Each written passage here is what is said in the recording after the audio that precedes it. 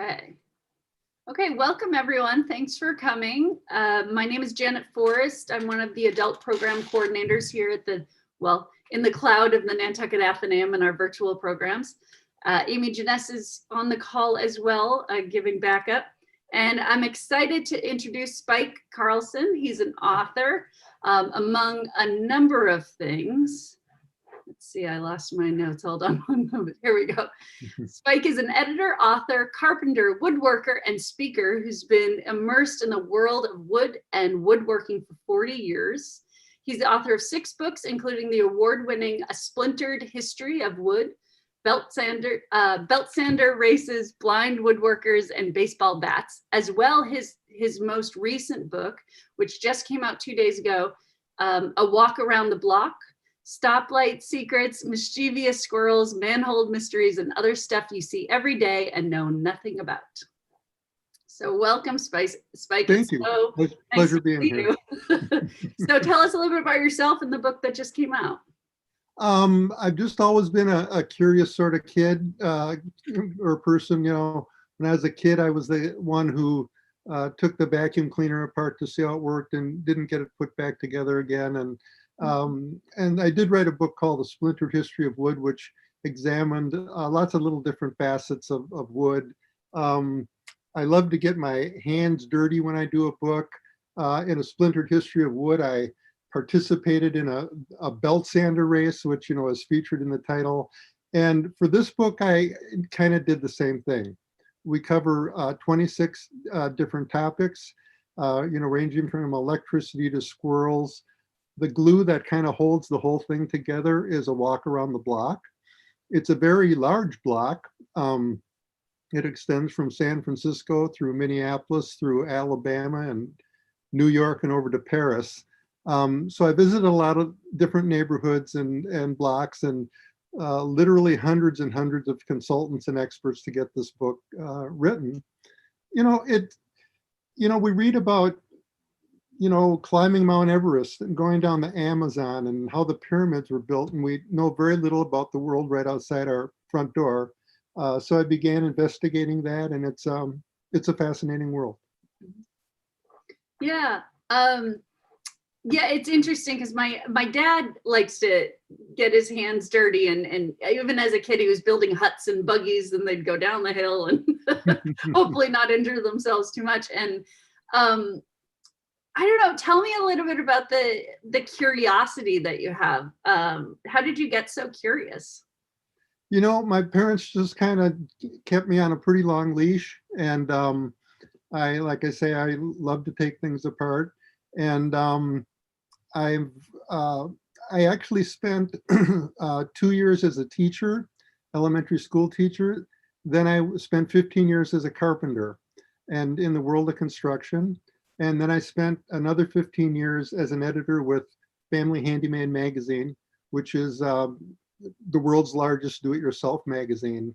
And so I've always liked the idea of teaching through writing and working with my hands. And while this book was, most of the handwork was typing, it was still, in every chapter I tried to get out there and participate in whatever activity it was, or interview someone, or just somehow get involved so I could get a sense of not just the things, but the people behind the things.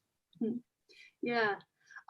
Before we go further, I do want to ask about the belt sander race. Can you tell us a little bit about that and how it worked? Well, there's modified and unmodified classes, and it's literally a belt sander race. And it was held in Wisconsin, and it's just a lot of fun. Some people modify their belt sanders, some people just run them stock. And you're actually speaking to the second place, or the runner-up of the, I can't remember what year it was, world belt sander races. So congratulations. Thank you. Thank you. I wear the crown proudly.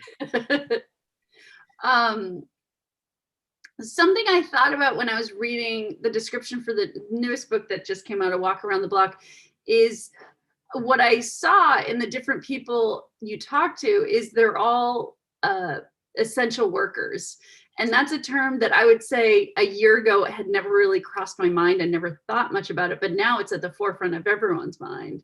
Yeah. And I don't know, it's presumably you started writing the book and were working on the book before this, but how does that factor in? How do you think about essential workers now that you've written the book? Yeah, you're so right. I started this book over 2 years ago, and at that point, people didn't talk about essential workers, and COVID wasn't anywhere on the radar at all. But you run into situations such as sewage treatment plants and water treatment plants and electrical generating plants and recycling facilities, trash facilities. And if any of these shut down, we'd be in a world of trouble. And it wasn't really until I was getting towards the end of the book and the research that I really started counting up and realized that mail carriers is one of the 5 most dangerous professions, or most likely to be injured professions in the United States. Collecting trash and recycling is another very dangerous profession out there. And, we owe these people kind of a debt of gratitude. I mean, I think you can ask most people what their mail carrier's name is or who their trash collector is, and we don't know who that is. But they're out there working just to kind of keep things safe and in motion. Mm-hmm. What, if any, what were similar characteristics that all the people you talked to had? What was so special about them? People love to share what they do. I have a section in there on road lines. Okay, just road lines. It's exciting. It really is. But someone who's in the road line category at the Department of Transportation doesn't get interviewed that often. And people are so excited to share their information, and that enthusiasm, really wears off. And you find people who are in these little niches that we don't think of or hear of. And it's people are very passionate about what they do, very serious about what they do, and very eager to share information. Well, and I imagine a lot of them are people that aren't asked very often. Yeah, you're right. Right. The guy at the power plant, it wasn't a first for him, but it was maybe a second or a third. So Yeah. So something I was thinking about is you're still a writer. It's not like you wrote this book and you're like, oh, I'm going to be a postal worker. And I think there's always benefit to having knowledge for knowledge's sake. But what do you think the real value is of people having a better understanding of the world around them and how all these things work? I think that people make better decisions about how they live their lives when they know, how the world around them works. And, that idea came when I was going through a water treatment facility and talking with the guide there. And there's just things that we do where we don't realize the impact further down the line. There are chemicals we use that simply cannot be filtered out these days. There are things that we recycle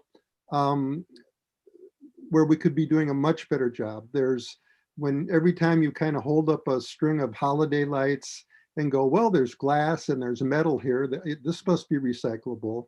Or we throw a cell phone battery in the recycling because it says, please recycle.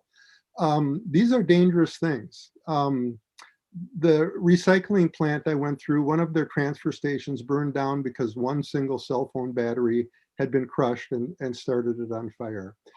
There have been workers in recycling plants that have been killed untangling garden hoses from conveyor belts and things like that. And the same thing with the trash we throw out, things that can leach into the environment and that type of thing. So I just think that not only is it, in my mind, fun to know about these things, but there's also knowing more about the world lets us operate a little more efficiently and gently in the world. Mm-hmm. Yeah, gently for sure. I mean, I think when you really understand what someone does or where they're coming from and the consequences behavior, it makes you much more empathetic and much more appreciative. Yeah. Again, going back to the recycling plant, I spent a day there, and it's highly mechanized, but still, every time a diaper goes through the recycling system, or a bowling trophy, or a broken light bulb, that needs to either be plucked out by hand, or it contaminates a bunch of the other stuff getting recycled. And so there are people downstream that are dealing with our just kind of lack of knowledge. Sometimes it's just being educated about what are things can be recycled or tossed or things like that. So yeah. If anyone has any questions, you can go ahead and put them in the chat. We're going to talk a little bit more. But if you have questions for Spike, go ahead and put that in the Q&A or the chat. Oh, I just had a question. It ran away. Oh, so now this is your 6th book. How do you go about picking a topic that you know could be a book? I mean, everyone has lots of ideas, but it's not necessarily a book. So how do you know when you've stumbled upon something that could be a volume? In all honesty, I haven't been the wisest and most strategic writer. Some topics have picked me. I was asked to write a book by one publisher, and then they asked me to write 2 more, and I did that. And they were in areas that I was interested in, which is woodworking and self-sufficiency and kind of DIYing. This one had just been, in the back of my mind for so many years. And I think curiosity can lead to so many different things. I come from a magazine background, and I learned a lot in doing that. I learned to think visually. I learned that when people read a magazine or a book, the first thing they'll do is they'll look at the pictures, and then they'll look at the headlines, and then they'll look at any tips. And then if you've kind of passed snuff, they'll actually read what you had to say. And so I cut my teeth in the magazine world, and just learn that you can have good information, but if you don't engage people, and if you don't entertain people to an extent, and if you don't inspire them, that information really doesn't sink in or go anywhere. So those were good lessons from the magazine world. Yeah. And you did some editing work, right? They call writers editors, but I am always edited heavily myself. Oh. For instance, it's interesting because when I worked for Family Handyman magazine, which is a very large DIY magazine, they wouldn't hire writers. They wouldn't hire journalists. They would only hire people who had made their living with their hands, because we knew what we were writing about. We'd been there, done that. We didn't make up fairy tale stories about how easy something was to do. And so I would call myself a writer, and other people might call me an editor, but they're wrong. Gotcha. Yeah.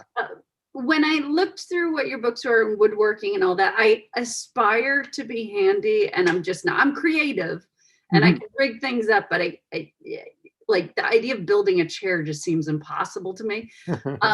So what would you say to people? And then even the idea of saying, okay, I want to understand I have this plumbing problem, and I want to understand the sewer department. Like, what would you say to people to make things accessible? Like okay, I want to learn this. How do you make it accessible to people? I'd compare it to cooking.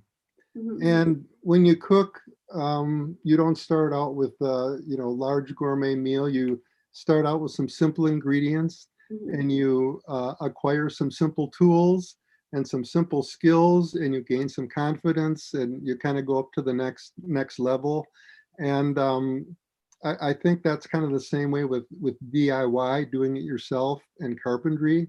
In most cases, you can pull a nail to correct your mistakes. When you get into plumbing and electrical, it can be a little bit different story, so you have to tread pretty carefully there. But I really do think it's a lot like cooking. If you just move slowly and accept that there's going to be some mistakes, and gain your skill levels, you can do a lot of things. Yeah. So during the pandemic, you probably had a lot of time to think. Do you have any other projects on the horizon that you're thinking about pursuing in terms of writing? My wife sold her business about a year or two ago, and it was about the same time that this book contract happened. So my next project is spending a lot of time with my wife. We had planned to do some traveling and things like that. But if I go into my computer, I do have a folder that has about 20 ideas for future books. I'm enamored by watchmaking right now, and the complexities and the competitions and the mystery and history behind watches. I'm just a curious sort, so I'm sure that it seems like about every 2 years I crank out a book, and it might be 3 years before the next one, but I do have plenty of ideas. Great. Amy or the attendees, do you have any other questions for Spike?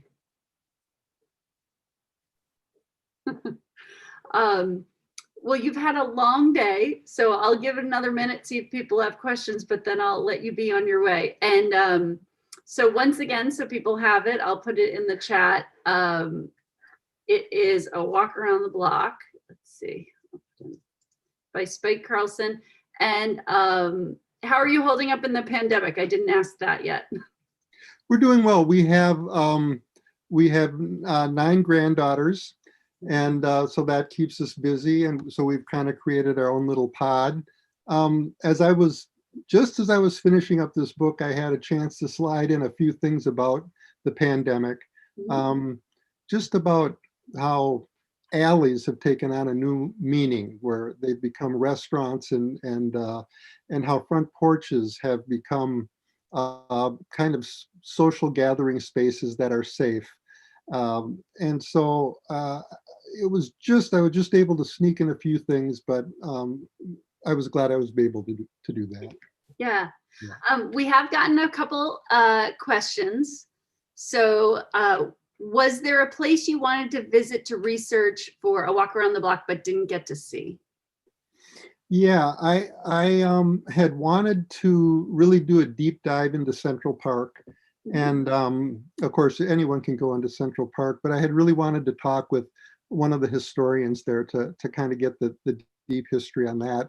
And the timing just wasn't right. Some things happened that I wasn't expecting, and I can talk about that in a little while. A lot of things like electric power plants and sewage treatment centers are, I don't want to call them secretive, but they don't like you to take pictures in there. And it's because they're so essential to our well-being that they just kind of like to keep the information on the layout and who works there and what goes on there kind of under wraps. So, but for the most part, like I say, people are very accessible and they love talking what they want to talk about. And the only really limitation was time, and how far and how much you wanted to travel. Yeah. So when you said you were able to sneak in a little bit about pandemic, when did you actually finish the book? When was it actually completed?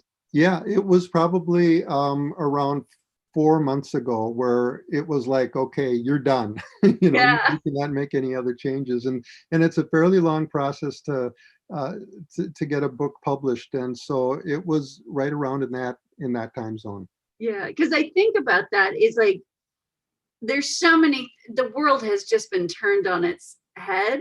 Yeah. And there's so many things that it's like, how do you look at something without looking through the lens of what's happened in 2020? So you're right. One thing that's really happened is only 1/26 of the book is actually about walking, but so many more people are out there walking.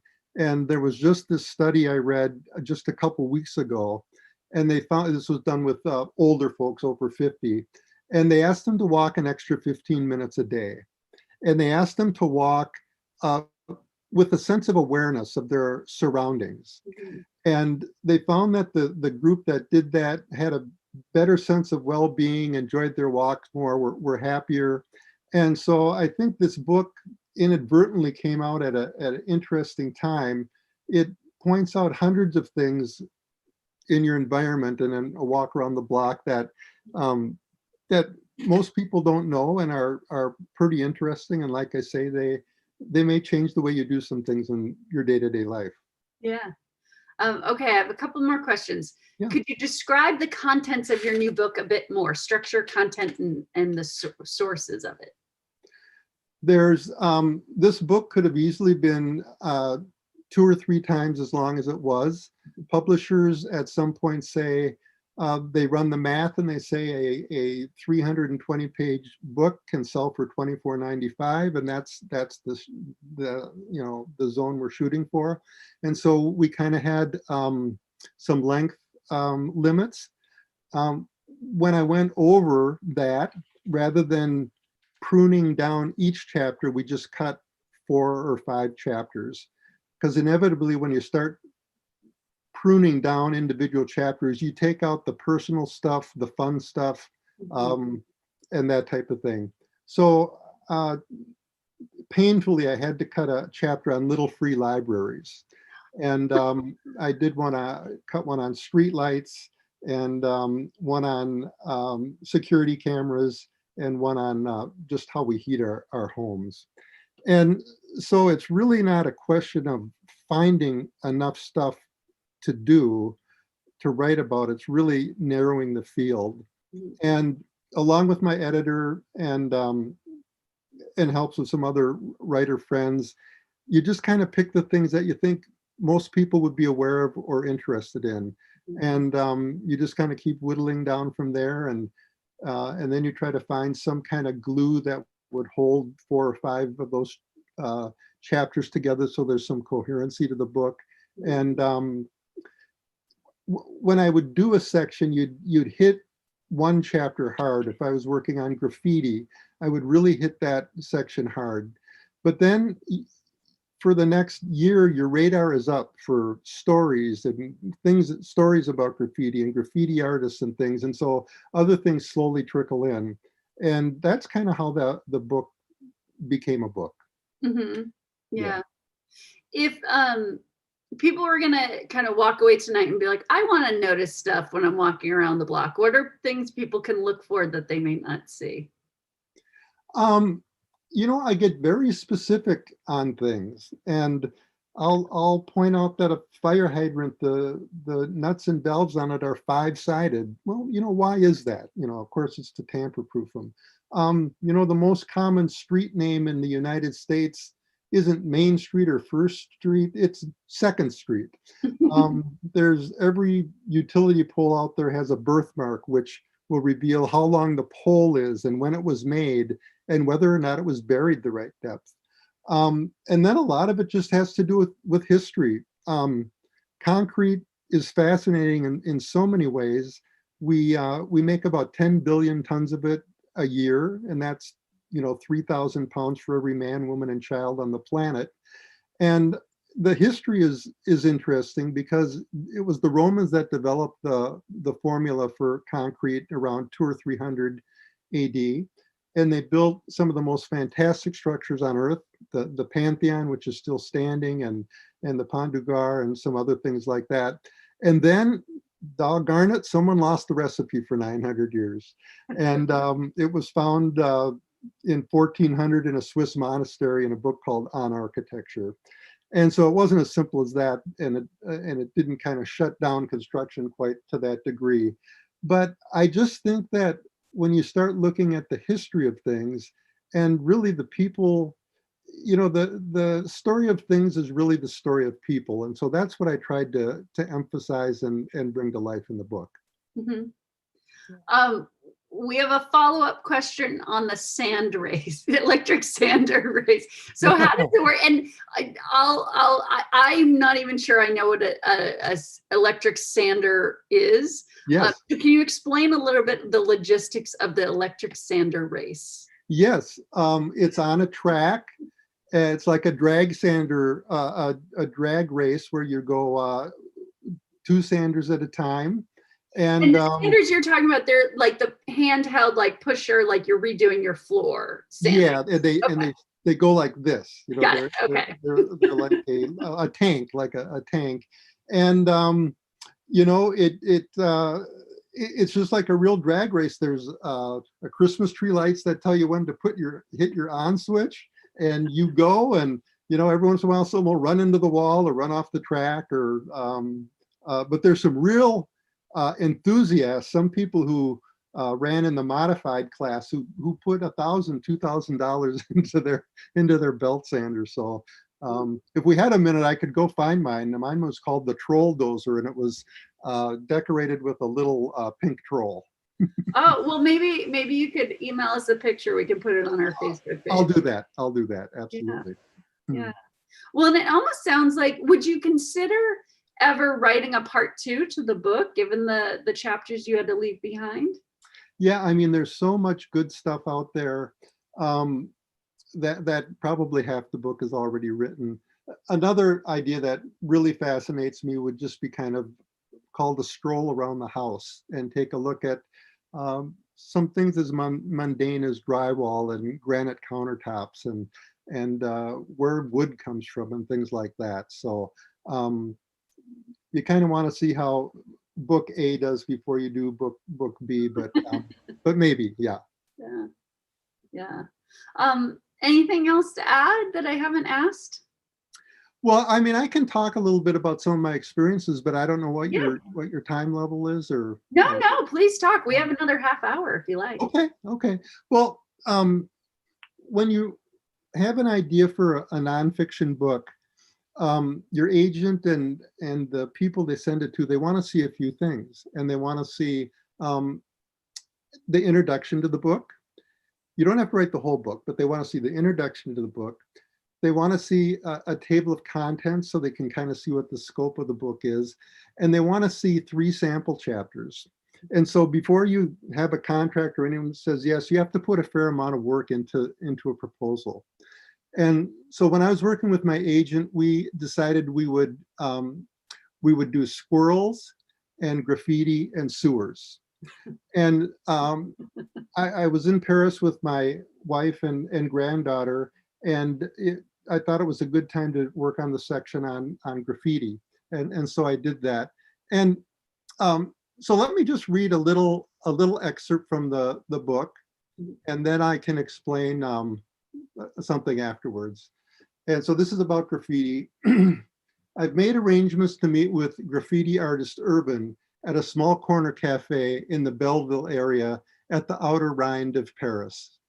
I'm not sure what he looks like, but when I spot a laid-back 20-something dude with a hand-rolled cigarette and wearing a t-shirt with Mickey Mouse holding a can of Adidas spray paint, I feel I've narrowed the field considerably. I come equipped with a list of questions, a pen, and an audio recorder. He comes with a backpack that rattles as if it holds 10 cans of spray paint.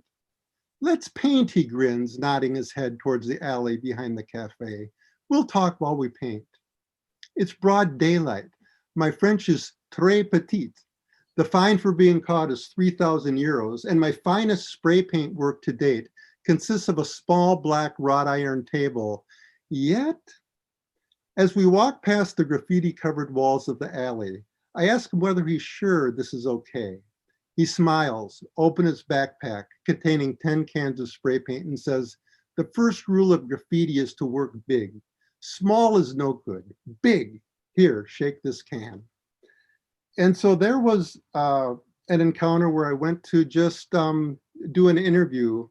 And it's encounters like that that are actually a writer's dream, because researching or Googling a person or a topic gives you information about, where they came from or what they do. And interviewing a person can give you a sense of what they know. But when you work alongside them, you get to understand who they are and what motivates them, and why they do what they do. So that was kind of a dream. And so we spent a couple hours painting in a back alley, and over the course of those couple hours, the people would ask us questions, and I got to kind of be hands-on with it. I wound up writing my name Spike in 6-foot letters on the back of a building. And the beauty of being a writer is that it makes you step out of your comfort zone. And the curse of being a writer is it makes you, step out of your comfort zone. But I think it made for a pretty good story. And, the truth is if if I'd been arrested, that would have been a good part of the story too. So, Yeah. so that was one experience that I had that I appreciated, and like I said, that was one of the sample chapters of the book, and I really appreciated having that experience because it gave my agent and the editors that looked at the manuscript a sense of where I was going to go with this book. So Yeah. Well, and it's interesting. I mean, I believe everyone has a story to tell and everyone's interesting, but then there's also like, is it worth a chapter in my book? And how did you go about finding the people that ended up being featured in your book? yeah, it kind of one thing leads to another. I found a company in Paris that gave graffiti tours, and in talking with them, I found this guy, and then this guy brought me over to kind of the grandfather of graffiti in Paris, and you get information on that. Um, there's just some really well-known stories out there. Like Banksy is probably the most well-known graffiti artist in the world, and like I say, you put your radar up when you're working on a story. And after the book was written, Banksy had a piece of art up for auction at the Smithsonian. And when the hammer went down, a shredder built into the picture shredded the picture in front Oh, of. right. Yeah, yeah. It was like a $800,000 painting. And so your radar goes up, and once you know the topics you want to cover, sometimes things just kind of come to you. So Yeah. yeah. Yeah.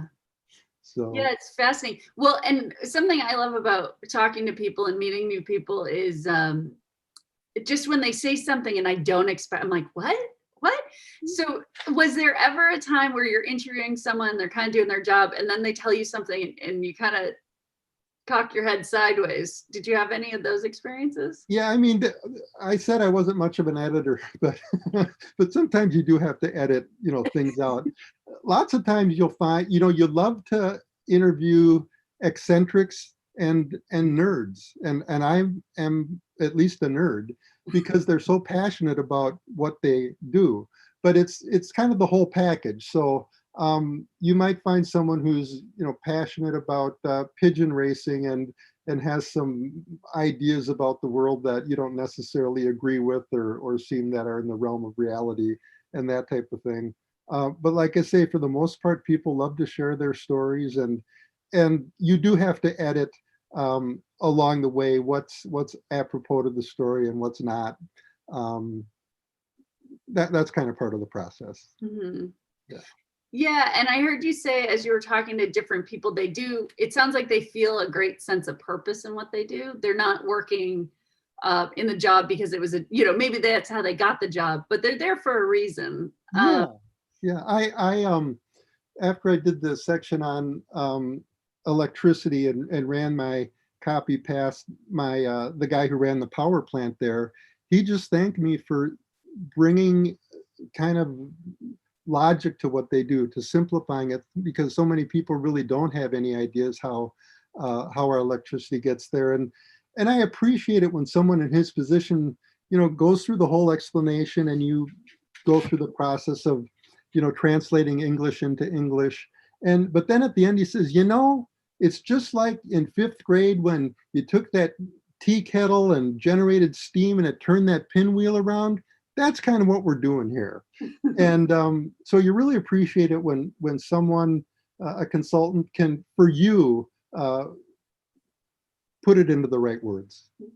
Well, and then that's a little bit what you do as well, is distilling it for to make it a little more entertaining and even a little bit more accessible. Exactly. And when it gets into things that aren't quite as factual, but maybe hit more at the heart, I think one of the best things you can do as a writer is to take kind of a vague notions someone has that they haven't been able to define or put into words, and put it into words, and it clicks for a person. And as a writer, that's something I get a big kick out of when that happens. Mm-hmm. If it was unlimited budget and you could do whatever you want and you didn't have an editor hanging over your shoulder, what's a rabbit hole you'd love to go down? Right. I went down some some rabbit holes. Um, I think uh, pictures can carry so much information. And I did most of the photography in the book. It's black and white, which is fine. It's small, which is a given. But to do some great photography on a book like this, I think would have brought another element to the story. The characters are colorful. Sometimes, of course, a picture's worth 1,000 words, and that's one element I would have liked to include. So, yeah. And as all these characters are reading your book and reading about themselves, what do you hope they take away from it? Well, I hope they don't find any mistakes. And so far, so good.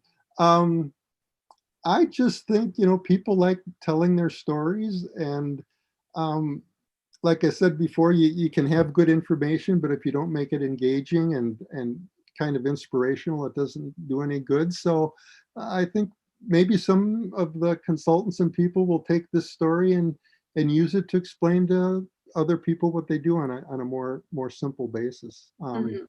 That's really not the intent of the book, but that might be one of the outcomes. So I have one more question, unless someone else wants to add to the Q&A.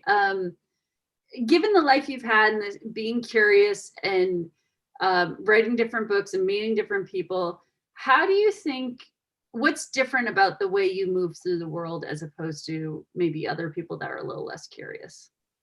well, you never stop working. When you're working on a book, like I say, your radar is up, and when that idea comes, at 3 a.m, you're up with a pencil and paper and you're writing it down. And so that's, I'm not crying poor me at all. The life of writing is a wonderful life.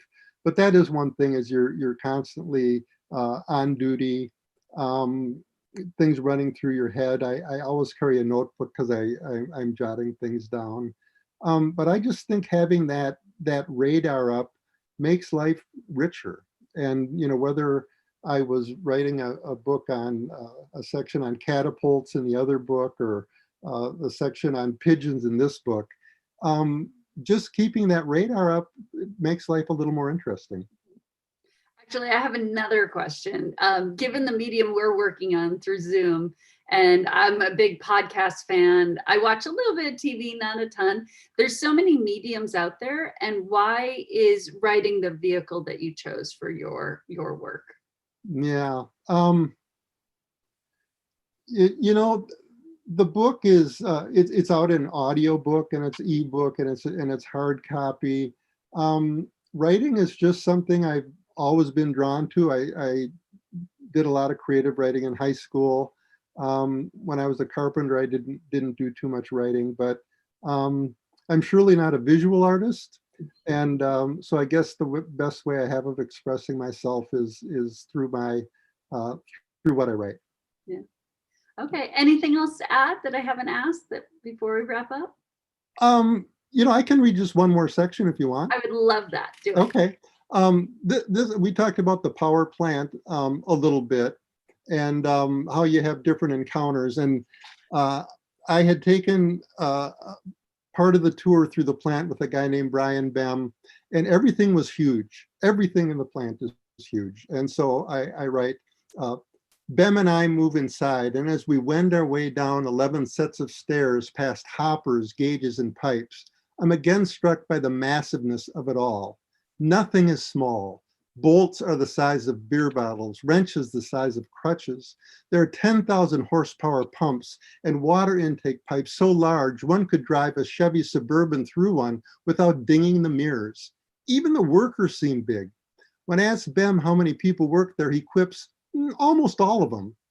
But kidding aside, it strikes me as a place where neither the clumsy nor the impulsively suicidal should work.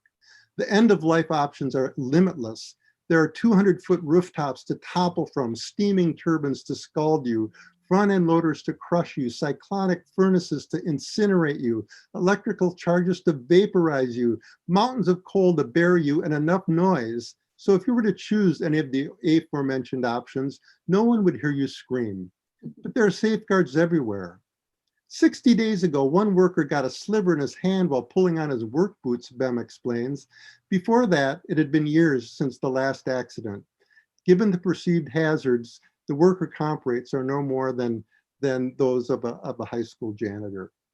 And I bring this up for two reasons. It's in writing, you can explain how large and dangerous things are, but I think if you can kind of put it in context, it helps the reader envision it. The funny thing that happened on the way out is, everything was just huge in there. And as I'm leaving the plant, I see this huge truck and this huge guy next to it, kind of wandering around a little bit dazed, and he's holding his stomach. And all I can figure out is that this guy has been shot. And so I pull up there, and he says, well, what should I do? And I look down, and he's holding a little fuzzy duckling. And, he hadn't, so my first impressions were totally wrong. And so he and I, he said, I saw the mom, I couldn't find the mama and papa, and this little duckling was just kind of wandering down and around in the road. And so we spent like 15 or 20 minutes, wandering through some ponds and some swamp areas looking for mama and papa, and didn't find them. And he had to work the rest of the day, and I had to go to another meeting. And we decided we just would have to, kind of let this little feller go. And as I'm pulling away, I look over and I see this huge, massive, rough around the edges truck driver opening his lunchbox, taking his sandwich out, and putting the little fuzzy duckling in there. And so, you just never know. That's an experience I wouldn't have had if I hadn't been working on the book. And you just kind of have to be ready for anything. It's not something you'd put in the book, but it's something you put in your heart and, in your storage of sweet memories as you go down the line. So that, and there's just, I was doing research on roadkill, and I was researching a kind of a person who had written a book on roadkill and uses roadkill as a way of teaching elementary schools anatomy and science and things like that. And while I was down south, I heard about a West Virginia roadkill cook-off, and I contacted the organizers of it. It was the 16th annual, I think. And I just off the cuff said, if you get a judge that gets sick or something, let me know. And 2 days later, I got the call saying, you're a judge. And so I went down to Marlinton, West Virginia, an area of the country I hadn't spent much time in, vastly different, economic and climate than Stillwater, Minnesota. And we just had a gas, we just had so much fun. And again, it's the chance to meet people, and and so I ate some, we ate bear and venison and rabbit and wild boar. And at first you kind of want to snicker at this a little bit, but these are people who hunt, and they're excellent cook, and there wasn't a bad meal in there. So so you never know what you're gonna run into. And again, the closer you can get to the story, the better is the story you can tell. So yeah. Yeah. Well, and you have a great voice that describes accurately and takes what you're doing seriously, but there's a lot of humor in it. And how has your voice changed and developed throughout the different books and writing you've done? I think humor used the right way can build trust between a writer and a reader. I think used the wrong way, it can blow your credibility. And working on a story, you need to get the skeleton made first. You get the bones. You need to know what the thread of the story is. And then you start connecting the dots. And if you're lucky, you'll find, kind of a funny contrast in there, or something kind of lighthearted, or a little quip. Another thing I did in the book was, there's a lot of information in it, and you hear the saying, walk the walk and talk the talk. And so we had some sidebars in there called Walk the Walk. And it was information on, here's 5 things you should never recycle. Here are 10 things you shouldn't flush down the toilet. here's 3 things you can do to help trees be healthier. And so, we included that type of information so that, people could not just get the information, but had somewhere to go with it when they were done too. So the humor, if you push it, it's not funny. It just has to kind of come naturally. And surely none of it is stuff you fall on the floor and laugh about, but maybe you just get a couple chuckles out of it. So. Yeah. Well, and that's so important because there was a whole, I mean, a lot of people are into documentaries now, and Netflix is doing all these documentary series, whatever you're into, true crime or science or environment or food or whatever. And, but a lot of the ones I watch where it has to do with science or research, and then I walk away and feel a little bit like, well, what do I do now? And I think that can be really beneficial when you can include a call to action that's achievable and the average person could do. Yeah. Again, that kind of came from my magazine background. And if you can give people some real solid advice, somewhere to go with it, I think that engages people, and it's just a drop in the bucket in terms of helping the world a little bit, if you're lucky. Mm-hmm. Did you find yourself in any hot water other than fear of getting arrested doing graffiti? Have you gotten yourself into any hot water in your right career? Yeah, so far so good. I of course you never know what's around the corner, but like I say, the consultants were pretty very nice people, very forthright in what they had to say. And I can't really think of anything that's going to land me in jail, at least tonight. Yeah. You have one more excerpt that you want to read before we wrap up? Yeah, I can do. Why don't I read a section on recycling? That was an area that really hit home with me. I always thought I was so good at recycling and all that, and it really opened my eyes when I visited the recycling center. And so the 2 people I was walking through were Keegan and Potter. And Keegan and I followed the 4-foot wide conveyor belt as it travels uphill to a sorting cabin where 6 eagle-eyed, quick-fisted workers perform recycling triage. They pluck out oversized, dangerous, or blatantly unrecyclable items. It's dizzying. The sorting process is 80% mechanical and 20% human, but literally every item in the 300 tons of recyclables that pass through the plant daily has human eyes put on it. I peek into the rejects tubs and find lamp bases, twisted copper pipe, shattered light bulbs, and old faucets. You can't believe the stuff we find in here, Keegan shouts above the clang and the roar. We find 10s, 20s, hundreds. If we find a wallet, we return it. We find hundreds of dirty diapers. If there was an inventor's competition for the worst thing to be recycled, it would be a diaper, a plastic thing with elastic bands and cotton holding crap. Not one part recyclable. And they don't smell that great on a hot day either. Potter continues. We pulled out guns, safes, deer parts. One time we found a turtle crawling on the belt. They rescued it. In other facilities, workers have found lawnmowers and hand grenades. Sharp syringes and medical waste are a constant problem, Potter explains. Everyone along the line has a pull cord and can stop the line, and it stops the whole line to safely remove things. As Potter speaks, one worker extracts a bowling trophy with one hand and a bra with the other.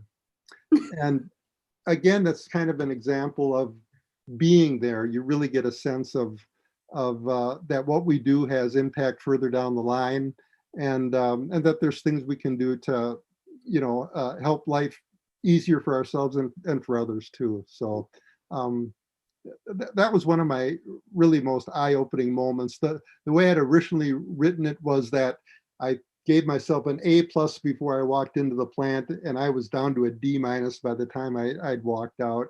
We were there, and it's a big corporation, yet it has this big family feel. And I asked them, what's the weirdest thing that you've ever had brought in for recycling? And Keegan and the guy look at each other and go, it's the Hawaii chair.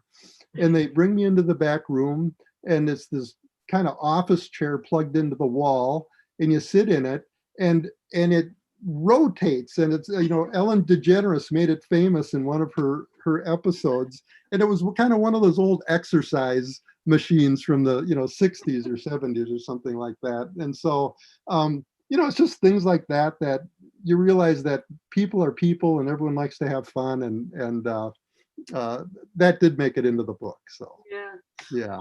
What are a couple things you're doing differently in your own life that you learned from talking to the people you talk to? I interviewed a woman named Bea Johnson out of San Francisco, and her family of 4 has reduced their waste for a year down to a quart jar.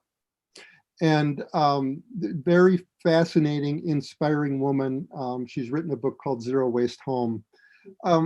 And so I think what you do is you find people like that who have taken things to an extreme, and then you take a look at what you're doing and back down a little. So we've reduced the size of our recycling bin, and we've started composting.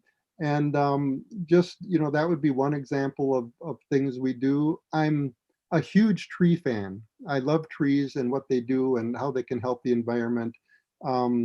I have a tree farm over in Wisconsin that I love to tend to.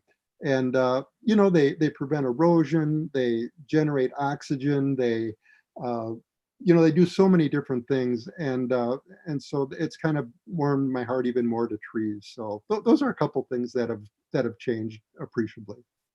Yeah, well, and I imagine, I kind of asked this earlier, but you just get more knowledgeable about how things work and the impact you're having. But I imagine also it makes you a little bit of a better citizen. Maybe you're more likely to vote or show up at that meeting and say, hey, we do need tax dollars for this thing. Well, it's a good point, because there's so much emphasis right now, and rightly so, on national elections, but there's so much we can do on a local level. There's a lot to do about healthcare, but there's so much we can do to take care of ourselves through walking and biking. And, we might not be able to reestablish the Paris Accords or whatever, but there's so many things we can do on a local and smaller level to make the world better. So I just think that, in this day and age where there's so much focus on national politics, we really shouldn't forget the things we as individuals and groups can do.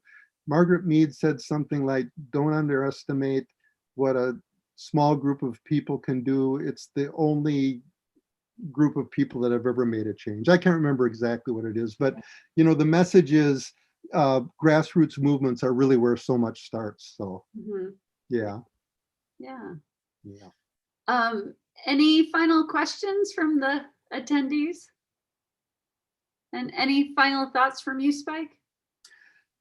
No, I mean, it's I think it's a book that a lot of people can enjoy on a lot of different levels. If you like popular science, there's great popular science there. If you like to walk, it's really eye-opening. You'll never run out of things to walk about and talk about. It's good bathroom reading. It's divided into 26 standalone chapters, and you can read it at what level you want. And if you like trivia, and I would like to say a meaningful trivia, it just has a lot of little interesting facts and tidbits in there. You'll never lack for things to talk about when you're stuck in an elevator with the book. So well, I'll have to mine it for our trivia game coming up back. Yeah. Winter. All right. Well, once again, the book is A Walk Around the Block by Spike Carlsen. I'm sure it'll be at Bookworks and Mitchell's soon, if it's not there already. And you can, of course, order it online. And it's available in audiobook, correct? It's an audiobook, ebook, and hardcover. So. And did you read it yourself? Yes, and now I'm listening to it, and the guy who reads it is great. It wasn't me who did the reading, and he got all the right emphasis on the right syllables, Okay. And so it's kind of fun to, you kind of wish you could hear it before your final edit, because you go, that doesn't quite sound right. But yeah, I'm listening to the audio version right now. Oh, fantastic. All right. Well, thank you so much. Thank you, Spike, for being here. It was wonderful to meet you. I wish you well and good luck with the book, and we'll have you back for your next one. Well, this was fun, and thank you for having me, and stay safe. All right, great. Have a good night.